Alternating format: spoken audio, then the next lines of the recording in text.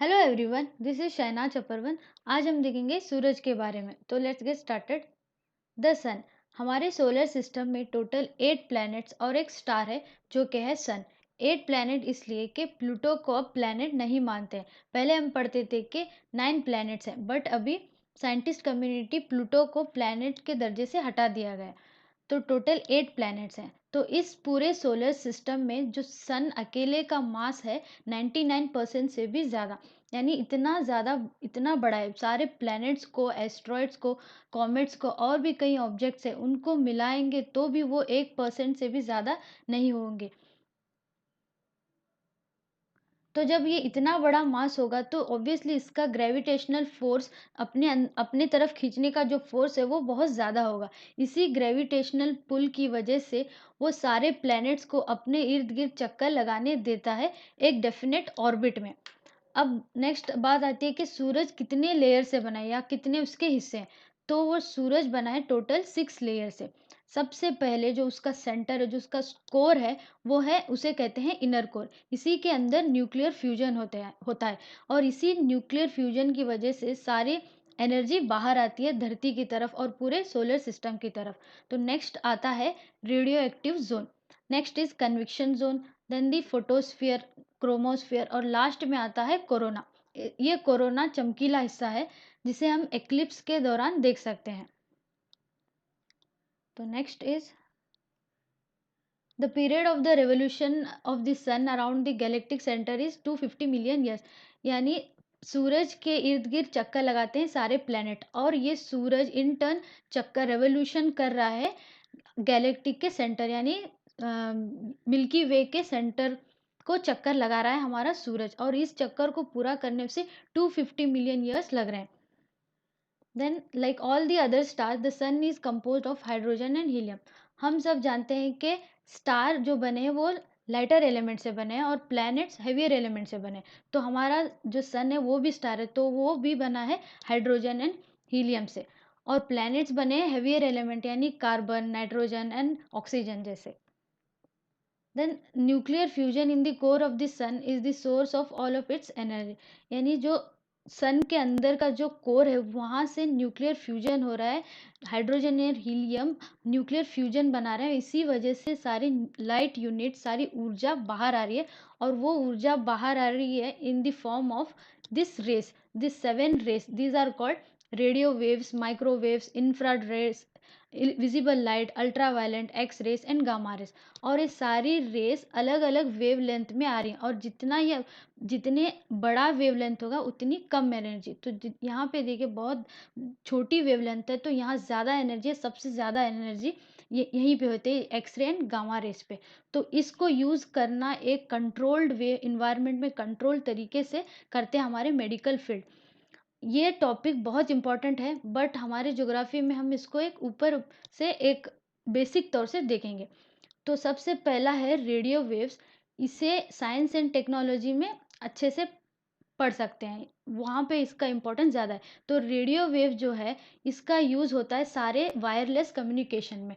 जो फ्रीक्वेंसीज हम बोलते हैं, स्पेक्ट्रम जिसे बोलते हैं, गवर्नमेंट और साइंस कम्युनिटी ने इन्हें इस रेडियो वेव को अलग अलग स्पेक्ट्रम में बांट दिया है। और इस स्पेक्ट्रम को spectrum and high frequency and using this spectrum. So developing and using this high frequency waves is a $1 trillion business जिसमें कंपनियां और गवर्नमेंट शामिल है। तो जो सैटेलाइट टीवी और ये हमारे वायरलेस कम्युनिकेशन मोबाइल जो चलते हैं वो इसी रेडियो वेव्स की मदद से। देन नेक्स्ट आता है माइक्रोवेव्स। इसे कुकिंग में एंड अदर सिग्नल टेलीफोन में यूज़ किया जाता है। देन नेक्स्ट इम्पॉर्टेंट है विजिबल लाइट। इसी की वजह से हम सारी चीज़ों को क्लियरली देख सकते हैं।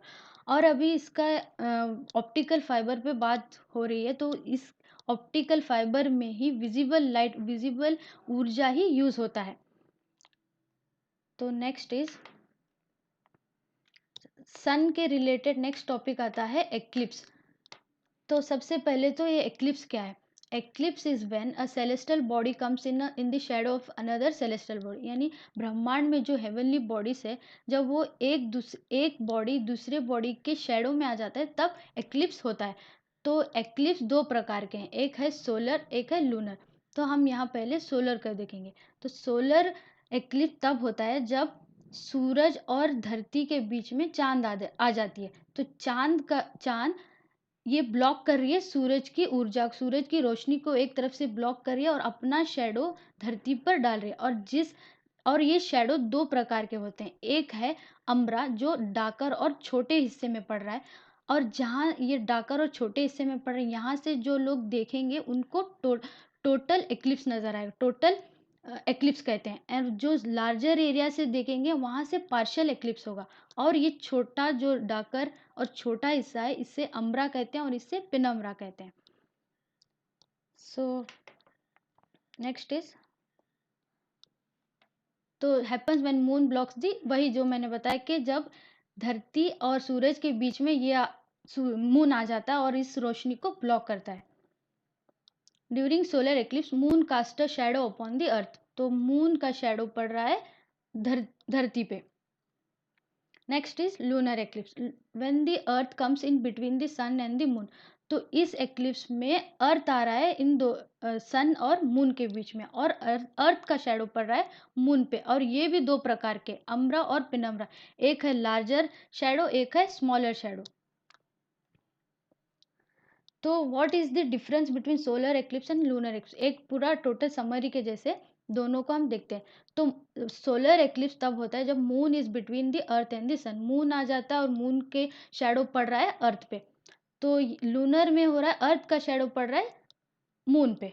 Next point is moon is blocking the sun from the sun's rays from reaching the earth, तो सोलर एक्लिप्स में मून ब्लॉक कर रहा है सूरज की रोशनी में, और लूनर में अर्थ ब्लॉक कर रहा है सूरज की रोशनी को चांद तक पहुंचने में।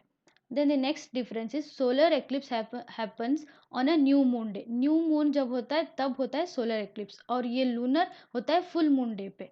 Next is it occurs once in 18 months, यानी ये बहुत ज़्यादा लंबे वक्त में होता है, ये रेयर फिनोमिना है। जबकि लूनर चांद ग्रहण होता है एक साल में कम से कम 2 बार। तो the next point is it can be seen from few places only, सूरज ग्रहण को ज़मीन के कुछ ही हिस्सों से देखा जा सकता है, जबकि चांद को बहुत हिस्सों से, बहुत सारी कंट्रियों से, बहुत सारी जगह से चांद के ग्रहण को देखा जा सकता है। Then the next is it occurs during a day, तो जब भी दिन के अंदर ग्रहण होगा, दिन के अंदर एक्लिप्स होगा, वो डेफिनेटली सोलर एक्लिप्स होगा, और जब रात में जो एक्लिप्स होगा वो लूनर एक्लिप्स है। Then the next point is the 3 types, there are 3 प्रकार के हैं, और वो हैं टोटल, पार्शियल एंड एनुलर। मैंने बताया कि टोटल कब होता है और कहाँ से दिखता है।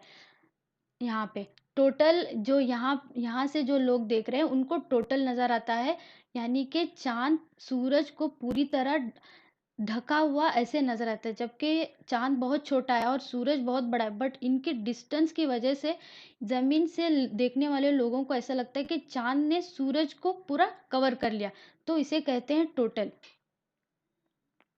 So total, partial and annular 3 प्रकार के हैं, और चांद ग्रहण भी 3 प्रकार के हैं, partial, total and penumbral. The next thing is it is not safe to see a solar eclipse through a naked eyes, तो ये हमेशा कहा जाता है कि सूरज ग्रहण को खुली आंखों से नहीं देखना चाहिए, इनको देखने के लिए स्पेशल ग्लासेस की ज़रूरत होती है, एंड दिस चांद ग्रहण को खुली आंखों से देखा जा सकता है। Next topic is tides. So what is tide? Tide is the rise and the fall of the sea level by the gravitational pull of the sun and the moon. हमें पता है कि पानी का स्तर ऊपर नीचे होता रहता है, और इसी ऊपर नीचे की वजह से शोर की तरफ भी पानी आता है फिर जाता है, और इसी फिनोमिना को कहते हैं टाइड्स। तो ये टाइड्स क्यों हो रहा है? Because the moon's gravitational pull, और सिर्फ मून ही नहीं, इसके अंदर सूरज का भी ग्रेविटेशनल पुल है, वो सूरज मून के ग्रेविटेशनल पुल को एनहांस करता है, तो इसी दोनों के ग्रेविटेशनल पुल की वजह से पानी ऊपर नीचे होता है, इसी को कहते हैं टाइड। तो टाइड के 2 प्रकार हैं, पहला है spring tide. Spring tide is when the sun, moon and the earth are in one straight line, यानी कि ये स्ट्रेट बता रहा है कि जब एक्लिप्स होता है तब सबसे ज़्यादा पानी का स्तर बड़ा ऊपर के होता है, ऊपर नीचे, राइज एंड द फॉल यानी जब ये तीनों एक लाइन पे होते हैं तब सबसे ज़्यादा पानी ऊपर होता है। तो इस ये होता है एक्लिप्स के दौरान। तो इसे स्प्रिंग टाइड कहते हैं। एंड द नेक्स्ट थिंग प्रकार है